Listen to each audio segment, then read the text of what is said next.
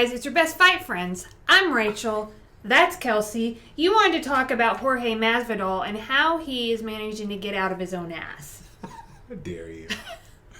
Yeah, imagine being like, on 6 days, notice, I took your nose. Give me a full camp, I take your head. And then in the second round, waking up inside your own ass. Like, you're like, where am I?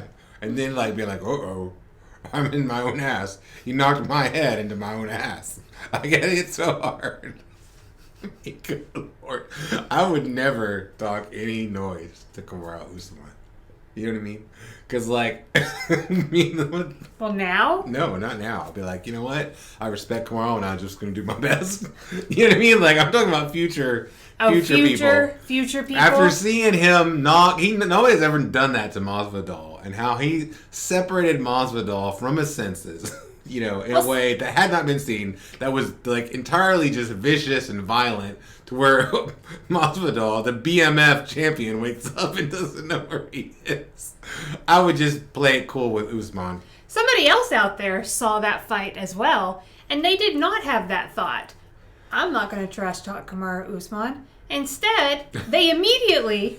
trash talked Kamaru Usman. Imagine. Can you guess who that is? Who could that be? Yeah, so Conor McGregor, he wants that 170 work, baby. First, of course, he's got to take care of Dustin Poirier, who chopped him down like a tree. Yeah.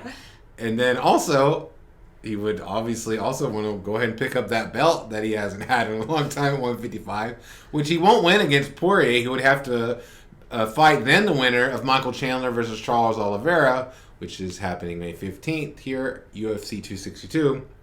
But I guess then eventually, yeah, he wants to fight Kamaru Usman at 170 to win the UFC Welterweight Championship.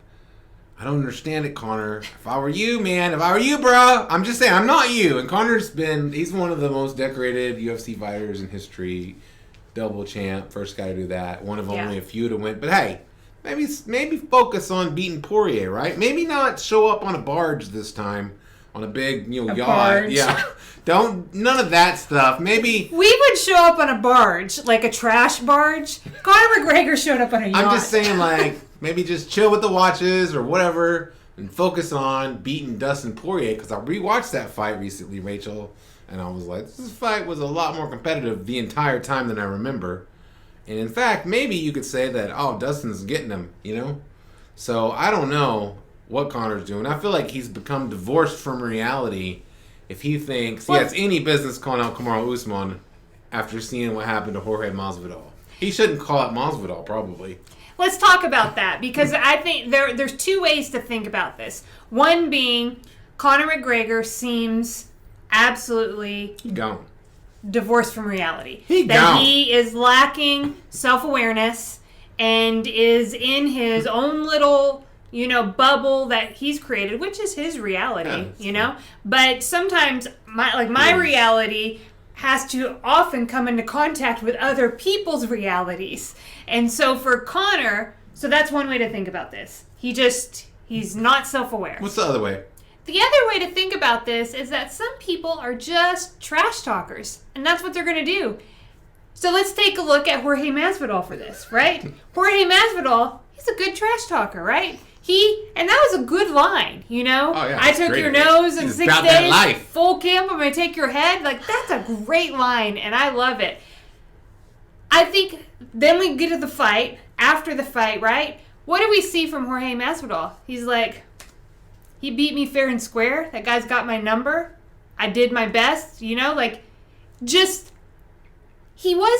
I didn't see from Masvidal somebody that was, he didn't try to cover it up with like bravado, like whatever, just next time. He just owned it. I found it really, really authentic. And so what I say is, you know what? I think Jorge is one of those people, he's just a trash talker.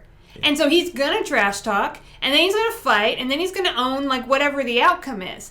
Maybe Conor McGregor is also like that. He's just going to trash talk and kind of stream of consciousness. This is how I feel if Conor McGregor has his phone in his hand and the Twitter app open, it's just whatever thoughts he has. Stream of consciousness? Yeah, just right out of his head into the phone.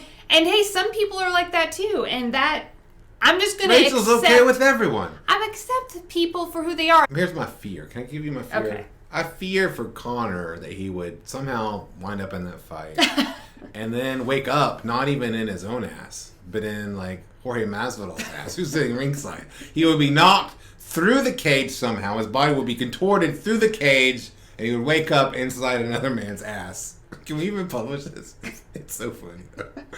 I mean, Usman is a scary dude, Rachel. He looks like the best fighter in the world right now, right? Like, if you were just basing it on, like, how do they look right this second? He looks amazing. And I think he's pretty likable. Like, I don't understand why he's not universally loved. Tell me why he's not. I think some people are just... People just have different personalities, and sometimes it comes across... I mean, I think I might have fallen in love with Usman, like, at the end of this fight. I saw some things that kind of had me emotionally connect with him. Yeah. When he had his family there, and, like, even right now, I'm tearing up. When he brought his dad up...